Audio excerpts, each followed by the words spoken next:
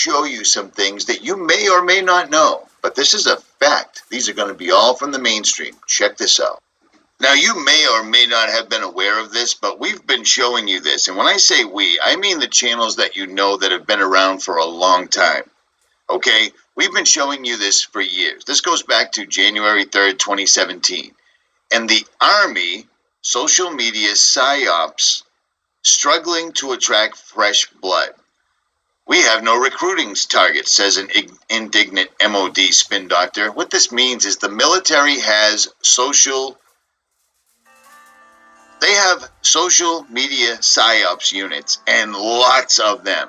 And what their job is to do. Well, Ethan.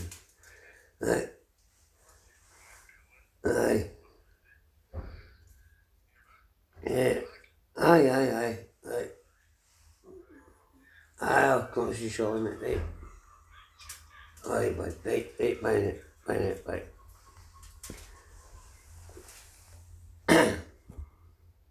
Persecution. In such an indirect manner, the Pharisees also killed Christ, manipulating the Romans to actually wield the spear and sword. The Pharisees claimed, as their descendants do today, that since the Romans were the direct cause of the death of Christ, it is the Romans, not the Jews, who are guilty.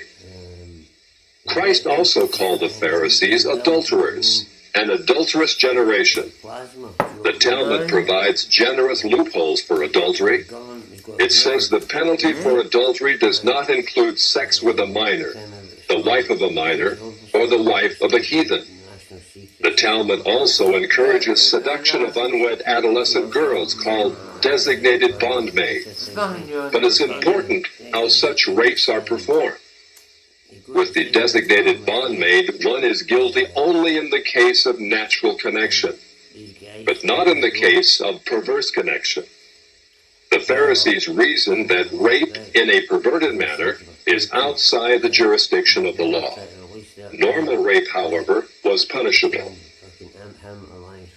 In Babylon, sexual perversion of every kind had been a way of life for millenniums. The Pharisees were deeply influenced by such practices. In 3 of the major treatises of the Talmud are found extensive passages which give legal endorsement to seduce and marry 3-year-old baby girls.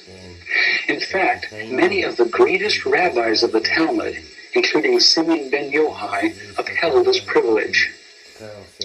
Today in Israel, thousands of Jews go to Meron every year to venerate the memory of Simeon ben Yochai.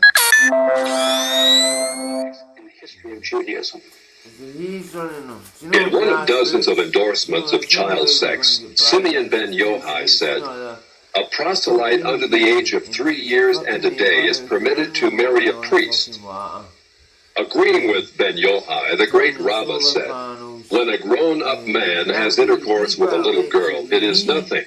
For when the girl is less than this, 3 years and a day, it is as if one put the finger into the eye." The footnote to this passage says, "As tears come to the eye again and again, so does virginity come back to the little girl under 3 years." The same section confirms that sexual activity with small boys is in the same category. The intercourse of a small boy is not regarded as a sexual act. In addition to adulterers, Christ, in the story of the Good Samaritan, portrayed the Pharisees as racial bigots, too self-righteous to respond to the suffering of one who was not a Jew. It is true, because of the wickedness of the Canaanites, which included sodomy and infant sacrifice, Israel had been commanded by God to be harsh in her treatment of the inhabitants of the land. God made it clear that the Canaanites were not simply to be avoided, but destroyed. By the time of the New Testament, this method of preserving God's kingdom by separation and the sword had become obsolete. God no longer made a racial difference between men. But the Pharisees were unfazed by God's new agenda. The Talmud was finally written down nearly 5 centuries after Christ. Yet it's critical Even homicidal attitudes toward Gentiles might have been lifted out of the book of Joshua. However, the quickest way to grasp the Talmudic view of Gentiles is not directly from the Talmud, but from the Jewish encyclopedias. If we quote an isolated opinion from the Talmud, a rabbi may quickly object, saying, "But that is not the overall opinion of the Talmud. That is not the definitive view." What the Jewish Encyclopedia provides us is a definitive overview of perhaps hundreds of rabbinic statements on any subject, giving us accurate summaries of what the Talmud generally teaches. In its article on Gentiles, the Jewish Encyclopedia begins to define what makes a Jew so different from a Gentile. According to the rabbis, only Israelites are men. Gentiles they class not as men, but as barbarians. Since Gentiles are not men in the fullest sense, so the Gentile is not a neighbor of a Jew. Further, since Gentile laws were too crude to admit of reciprocity, meaning too crude to be taken seriously, the Gentile was forever beneath the Jew. Gentiles were outlawed by God from the beginning, and thus had no property rights. The Almighty offered the Torah to the Gentile nations also, but since they refused to accept it, He withdrew His shining legal protection from them and transferred their property rights to Israel, who observed His law. Since the Talmud outlawed the child, or issue of a Gentile, as that of a beast, a Gentile had as little legal rights in a Jewish court as did an animal. The Talmud states that if a Gentile sue an Israelite, the verdict is for the defendant, the Israelite. Conversely, if the Israelite is the plaintiff, he obtains full damages. Because the Talmud conspires against Gentiles, if a Jew was ever caught telling a Gentile what the Talmud really says, such a person deserves death. So vile was the nature of a Gentile that the great Simeon ben Yohai said, "The best among the Gentiles deserves to be killed. The best of snakes ought to have its head crushed." Jews, however, are exalted beings in the Talmud, worthy of praise. Christ described the Pharisee who blessed himself, saying, "I thank thee, Lord, that I am not as other men." An eminent Talmudic rabbi says the same. "Blessed be thou, who hast not made me a Goy, or Gentile." There is a special antagonism between the Talmud and Jesus. The Talmud attacks him everywhere it can, even his mother. Mary, the Talmud says, was a whore who mated with carpenters. She who was the descendant of princes. Right, here we go. Listen to this. Well, good morning. This is Ian R. Crane, and it's the morning of Friday, the 19th of July, 2019. Mate, that Beyond's fucking... Oh, sorry. The Beyond's thing right there. I can't... Hold on, I'll get it. Yeah, I've got it.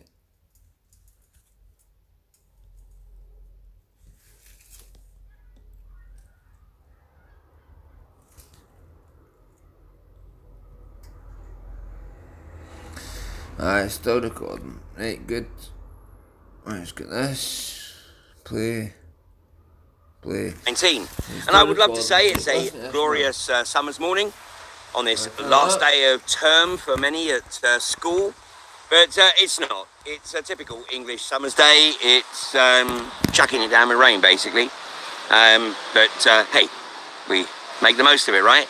Well, meanwhile, a few things happening, and sadly today may also be the last day that my YouTube channel is up and running, because as of Monday YouTube's terms and conditions change, which basically gives YouTube the opportunity to pretty much cull any video or any channel that basically doesn't regurgitate the orthodox narrative. So this is very much a massive step Of course, this is Google. And, we know that Google, it's admitted that Google has a very direct interest in bringing about political outcomes, and consequently anything that challenges those desired outcomes is at risk. And it is with great regret that I learned yesterday that Gemma O'Doherty, who has become a truly outstanding campaigner for truth and fighting corruption in Ireland, has once again had her YouTube channel shut down. Now, Gemma and her friends are outside Google's headquarters in Dublin and demanding that her channel is reinstated. So it's going to be very interesting to see what can be done there, but if you feel it appropriate, then perhaps drop Google a line and make it clear that this kind of suppression and censorship is totally unacceptable. But of course there are other platforms, and I am pleased to say that thanks to a wonderful lady who's been working hard quietly away for the last 12 months or so, that all of my material is also up on Vimeo, on DTube, and I think on Brighteon as well. So maybe that we are coming towards the end of YouTube's useful life, and that due to its determination to promote the orthodox agenda, that we have to move to other platforms. But that's okay. We knew that was coming at some point, so maybe it's not too far away. So I just want to draw your attention to an article that I think is going to appear in The Guardian today. It certainly appeared on The Guardian online site last night. And the headline is, "Police Call for Tougher Sentences to Deter Extinction Rebellion." Of course, the headline should read, "Extinction Rebellion to Facilitate Tougher Sentences for Peaceful Protest," because Extinction Rebellion is nothing more than a tool to enable the establishment to bring in even greater draconian legislation to shut down peaceful protest, and of course to try to demonize peaceful protest in the eyes of the wider community, and particularly Middle England, because if Middle England starts to truly step into its power, then it will change the political dynamic in a very big way. And it is Middle England coming together within their communities that has thwarted the fracking agenda in this country. And so, of course, the establishment wants to make sure this doesn't happen again. So, roll out your controlled opposition, Extinction Rebellion. Anyone who says they're not controlled, their boats got police escorts. So these boats that they're using to blockade the centres of the cities, they got a police escort. And now, of course, the police are moaning because that's all part of the circus, that, they're causing massive disruption. And I think yesterday there was discussion on Bristol radio because a gentleman was held up on the M32 thanks to Extinction Rebellion, and he couldn't get to his dying father in hospital. Obviously, these kinds of things are tragic. And when they do occur, it's inevitable that the media are going to maximise this as an opportunity to demonise protest. But the protests being played out by Extinction Rebellion are totally faux. They're protesting against something that is completely intangible, and that is this ungraspable climate change. Well, let's have a look at this, because Extinction Rebellion certainly is made up of some very, very well-meaning people, but unfortunately they are being manipulated. They are being manipulated by the likes of Roger Julian Hallam, Gail Bradbrook, and George Barder. And Roger Hallam is very grateful because he's going to get a PhD on social manipulation out of this, but it also enables the establishment just to see how far their deception has penetrated into the wider consciousness. And we can trace the climate change issue right back to 1963 and the report from Iron Mountain, which is dismissed by many as a fraudulent document, but whatever that might mean. But nonetheless, that document, which appeared in the public domain in 1967, has proven to be remarkably prescient.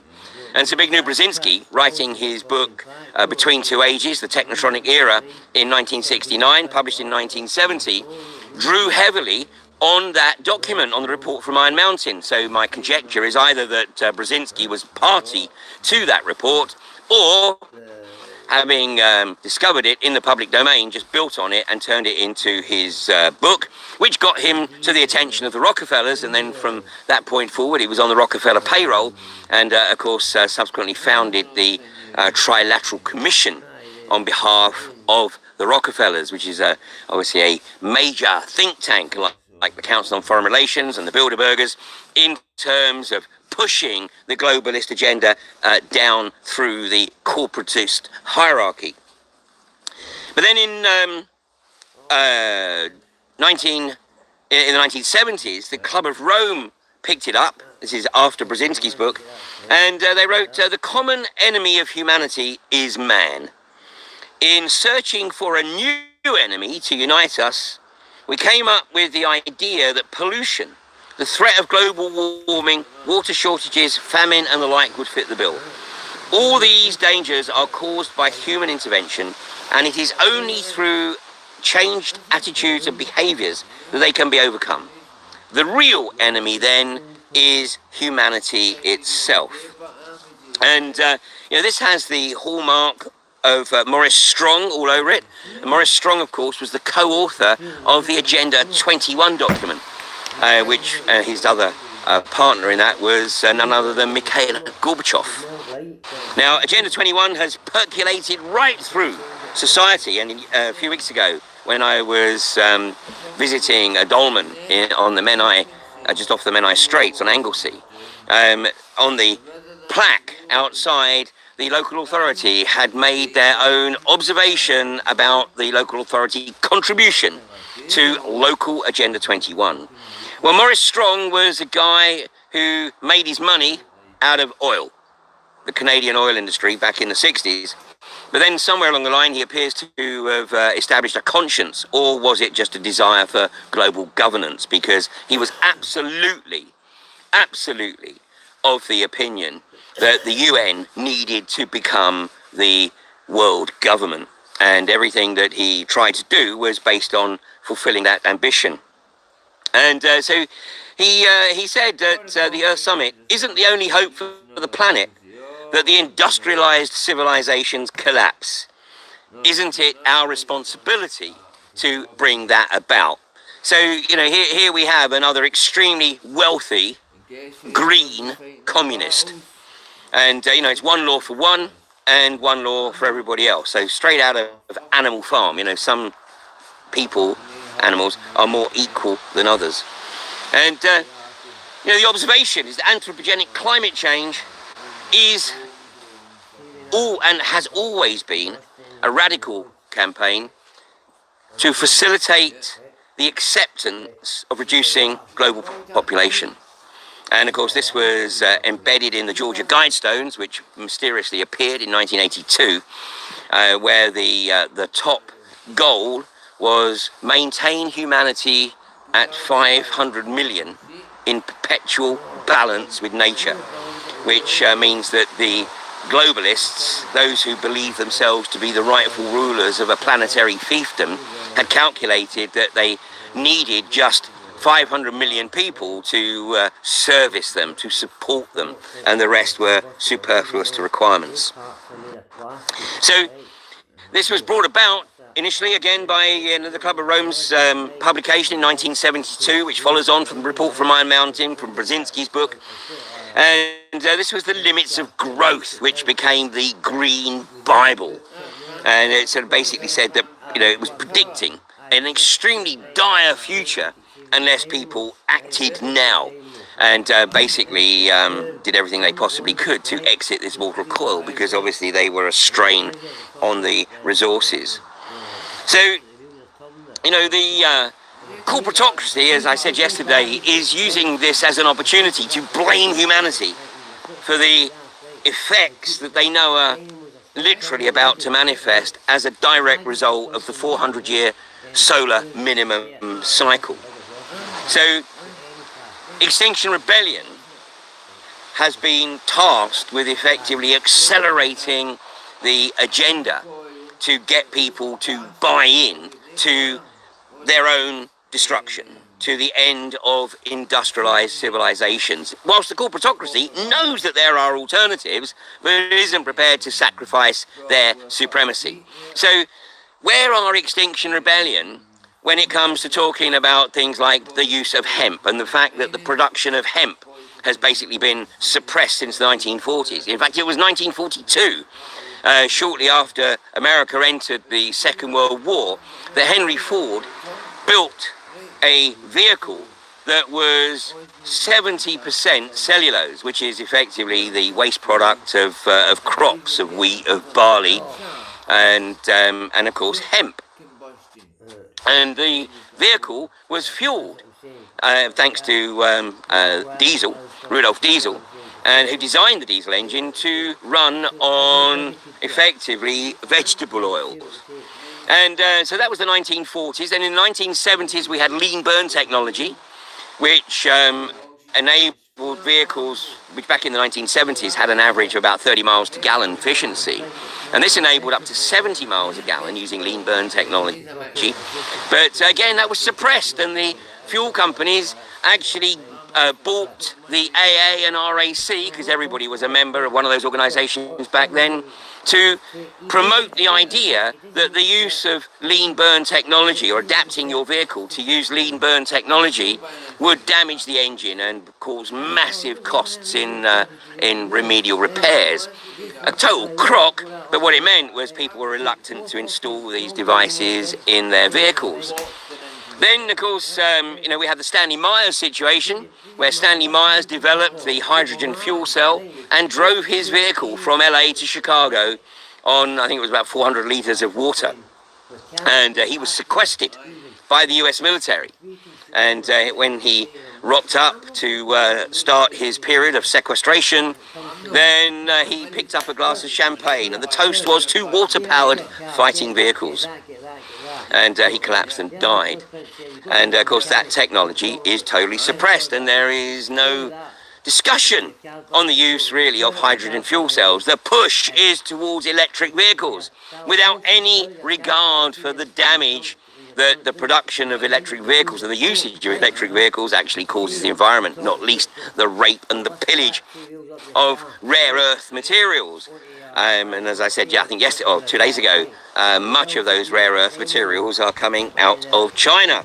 And of course China, really is becoming very dominant, not just on the industrialization, but also, of course, in terms of gaining access or even control over those areas of the world that will become the new food growing regions once the solar minimum really kicks in. So Maurice Strong. Who was Maurice Strong? Well, this Canadian industrialist, this former oil baron with a conscience, got the traction, having managed to finagle his way to pull off the Earth Summit in Rio in 1992, where he had 108 world leaders and 20,000 green activists, because Strong knew that basically it was the gullible Greens who he could mislead and misdirect to bring about his vision of global governance with a greatly reduced population. So Strong was pioneering Agenda 21. And very few people have actually read this document. It is freely available. You can download it. Of course, it's been updated to become 2030, Agenda 2030, because they're running a bit behind schedule for some reason.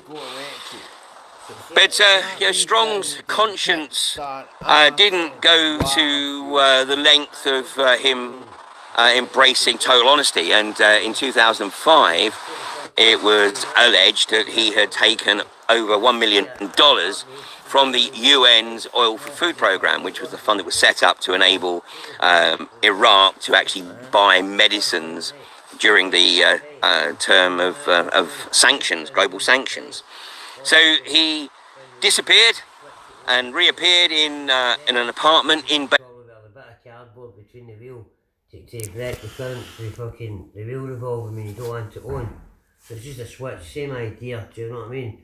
The switch goes on, that starts turning around this way, Paul, and the base, right, is a lamp, right, like that, look, clockwise or anti-clockwise, regardless, right? And then that travels up and powers the wee LED light. Bakers, rich and tasty beef and with more whole grains and veggies. Bakers. Light fire, mate. I'm not talking LED lights, Hi, I made my vacuum chamber and you thought I would make it, didn't you? No. I'm sorry. I've been watching too much PewDiePie recently. Should probably stop. I mean, what is he, 27 and I'm 40? In some darker corners of the world, he could be my son. Anyways, I almost gave up last time.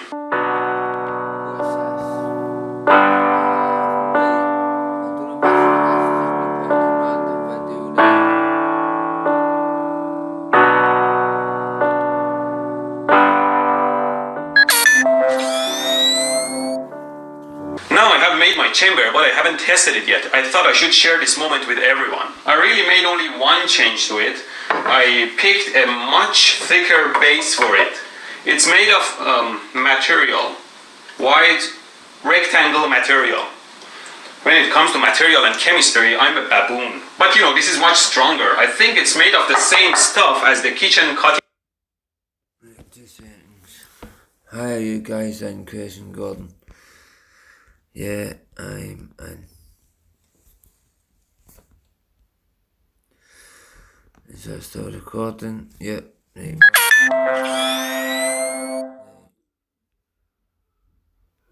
Cutting boards. I made a silicone sealing ring the same as I did in my other video. Glued 2 wire rings on the base, filled between them with silicone and let it dry. Added more silicone, rubbed soap on the glass and put it on silicone and let it dry. Then peeled the glass off. Let's suck the air out with this balloon in chamber and see if the vacuum works well. I'll put a straw beside the balloon so it sucks the air from the top of the balloon too.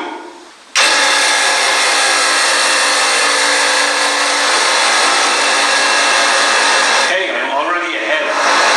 One of my friends at work said there will be a huge pressure on the glass and it will implode.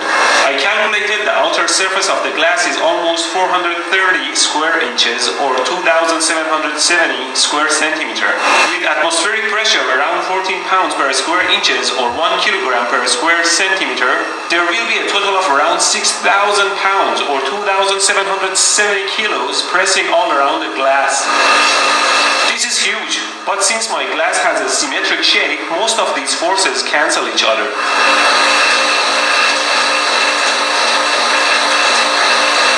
So far it is holding like this. For a second I thought the glass popped. Well, let's test the glass throwing my calibrated Allen wrench at it. There, this is pretty safe and solid.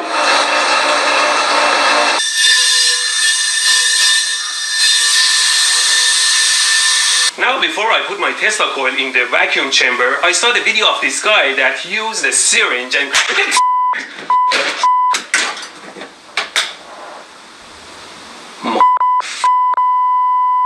this circuit simply blows up if I run it too hot. Let's design a better circuit. Now I know my arcs in air look like this. Should try with something else. Now what happens if I try a syringe with vacuum? Ah, look at that. Need much less light. Let's try it again. Ah, look at that. You see it? Here we go, much closer.